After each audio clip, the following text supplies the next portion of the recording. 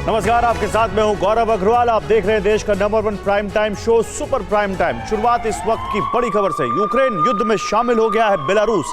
Belarus से Kyiv की तरफ बढ़ रही है सेना। नागरिकों के लिए यूएस की एडवाइजरी। बेलारूस से तुरंत निकले यूएस के नागरिक, ये अमेरिका ने एडवाइजरी जारी की है। बेलारूस पर हमला कर सकता है यूक्रेन, ये जानकारी आ रही है। तो यूक्रेन के पास परमाणु बम तो नहीं है, लेकिन रूस में हुआ है परमाणु बम जैसा ही धमाका। यूक्रेन ने यह धमाका बेहद छोटे से ड्रोन से किया है। 8 दिनों के भीतर यूक्रेन ने दूसरी बार रूस के ओरियोल तेल डिपो पर हमला किया।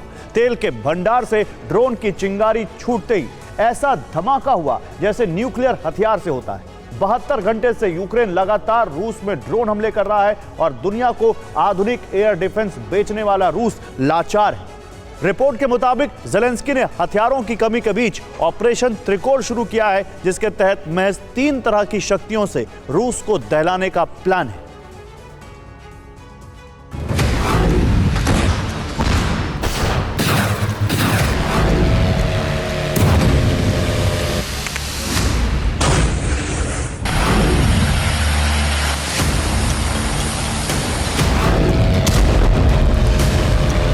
$500 किलो या 1000 किलो का बम नहीं,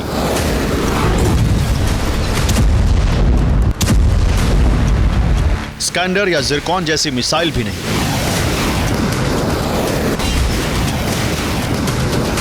रूस ने कीव को जलाने के लिए महंगी और ताकतवर मिसाइलों का तूफानी हमला किया।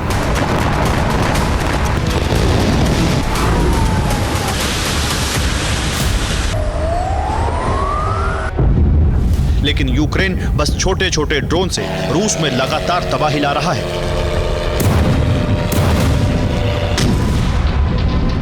एक हफ्ते पहले ही रूस के ओरियोल में तेल डिपो में धमाका हुआ था और 22 दिसंबर को एक बार फिर यूक्रेन इसी तेल डिपो को जलाने में कामयाब हो गया।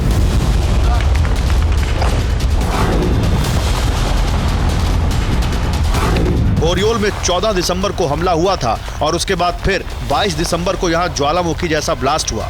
रात के अंधेरे में आग बेहद भयावह नजर आई।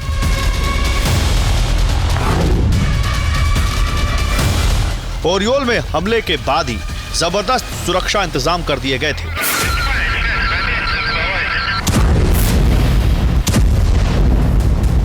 एयर डिफेंस की तैनाती कर दी गई थी। ड्रोन के जैमर लगा दिए गए थे। 20 ड्रोन गिरा भी दिए गए, लेकिन तेल डिपो नहीं बचाया जा सका।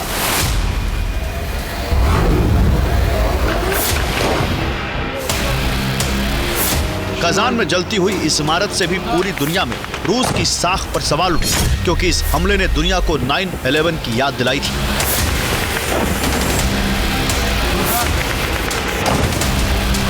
रोस्तोव में हमला, फिर कुर्स्क में हमला, बेलगोरोद में हमला, हमले का सिलसिला जारी है। रूस के नुकसान का दायरा चाहे कितना भी बड़ा हो, लेकिन पुतिन की तिलमिलाहट हर हमले के साथ बढ़ती जा रही है।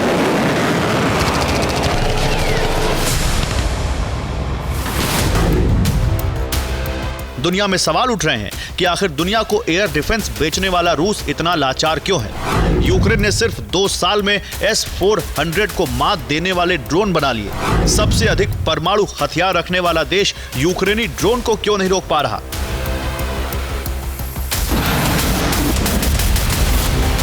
कुर्स्क में यूक्रेनी सेना का संहार हो रहा है। डोनेस्क में भी यूक्रेनी फौज लगातार पीछे हट रही है, लेकिन फिर ज़ेलेंस्की झुकने की जगह रूस को गहरे जख्म दे रहे हैं। इसकी वजह है ज़ेलेंस्की का नया प्लान, जो उन्होंने यूक्रेन की मौजूदा ताकत के आधार पर किया है।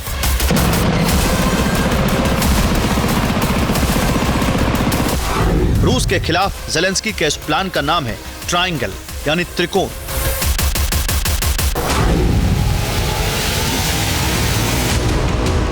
यह ज़ेलेंस्की के शातिर दिमाग से निकला एक ऐसा त्रिकोण है जो रूस को 3 मोर्चे पर उलझाने वाला है। और ज़ेलेंस्की की त्रिकोण वाली रणनीति के सबसे अहम योद्धा रहने वाले हैं ऐसे ड्रोन।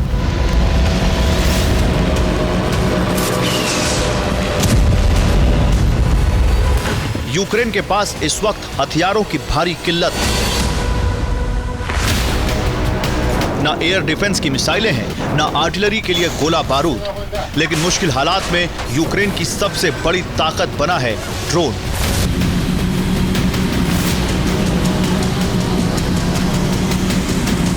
बुधवार, गुरुवार, शुक्रवार, शनिवार और फिर रविवार रूस पर लगातार हमले हो रहे हैं। इसके लिए ना तो यूक्रेन को भारी भरकम हथियार की जरूरत पड़ रही है और ना ही सैकड़ों सैनिकों की। ज़ेलेंस्की ने ऐसा प्लान तैयार किया है जिसमें यूक्रेनी सैनिकों को बिना खतरे में डाले मिशन पूरा किया जा रहा है। फिलहाल ज़ेलेंस्की के त्रिकोण मिशन में सिर्फ 3 तरह की शक्ति का इस्तेमाल हो रहा है। इसमें पहला ड्रोन है, दूसरा ड्रोन चलाने के एक्सपर्ट और तीसरा इस मिशन का कमांड सेंटर।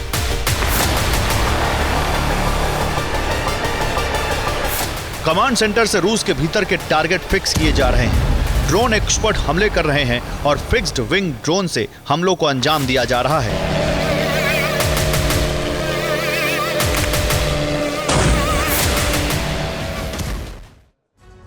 तो यूक्रेन के ड्रोन प्रहार से रूस में हाहाकार है। मौजूदा दौर में यूक्रेन सिर्फ 2 हथियारों का ज्यादा इस्तेमाल कर रहा है, जिसमें एक अमेरिकी अटैक MS मिसाइलें हैं जिससे कुर्स्क पर हमले हो रहे हैं, और दूसरा हथियार कामिकाज़े ड्रोन है जिससे रूस के कई इलाकों को टारगेट किया जा रहा है।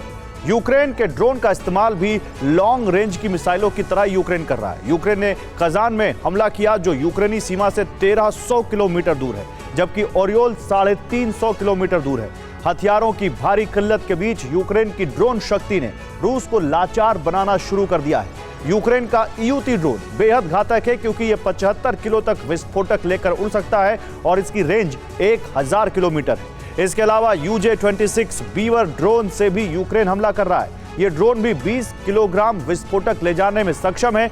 यह ड्रोन 1000 किलोमीटर दूर तक प्रहार कर सकता है। यूक्रेन के पास इस वक्त कई लॉन्ग रेंज ड्रोन हैं। UJ-22 ड्रोन 20 किलोग्राम विस्फोटक के साथ उड़ सकता है और इसकी रेंज 800 किलोमीटर है। यूक्रेन UJ-25 स्काईलाइन ड्रोन से भी हमले कर रहा है। जेट इंजन वाला यह ड्रोन बेहद तेज रफ्तार से 10 किलो विस्फोटक के साथ 1000 किलोमीटर दूर तक हमला कर सकता है।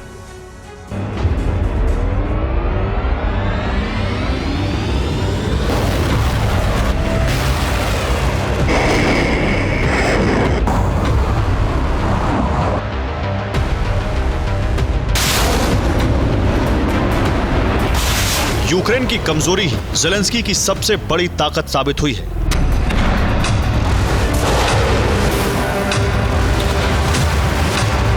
और रूस की मजबूती ही उसके लिए कमजोरी साबित हो रही है।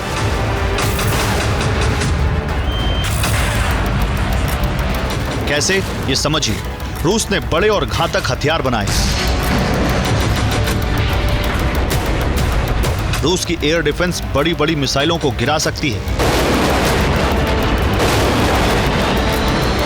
लेकिन यूक्रेन ने कम खर्च और दूसरे देशों की तकनीक लेकर अपना ड्रोन डेवलप किया है।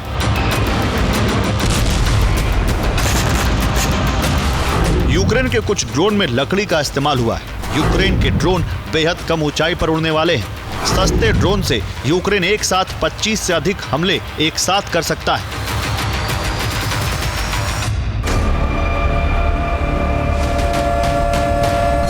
यही वजह है कि यूक्रेनी ड्रोन को रूस के शक्तिशाली रडार पकड़ नहीं पा रहे हैं। रूस के वैज्ञानिकों और इंजीनियर्स ने कभी जोड़ तोड़ वाले हथियारों से मुकाबले पर ध्यान ही नहीं दिया था।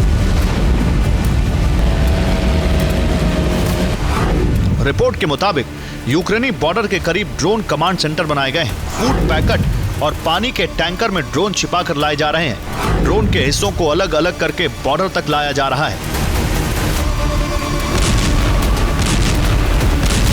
ज़ेलेंस्की के ऑपरेशन त्रिकोण में 3 तरह की शक्ति का इस्तेमाल किया जा रहा है, तो वही 3 तरह के टारगेट को भी चुना गया है। पहला टारगेट ऑयल डिपो है, दूसरा टारगेट गैस स्टेशन है, तीसरा टारगेट हथियार फैक्ट्री है।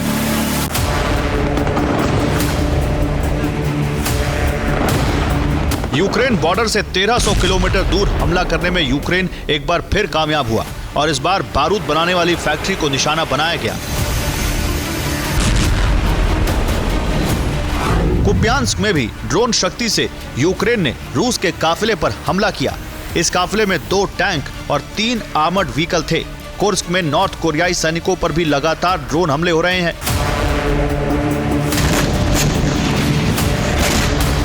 वॉर जोन में चीन से मिले सैन्य वाहनों और नॉर्थ कोरिया के सैनिकों को भस्म करने में ड्रोन ही सबसे बड़ी ताकत साबित हुआ है। Bureau report, TV9 Bharatvarsh.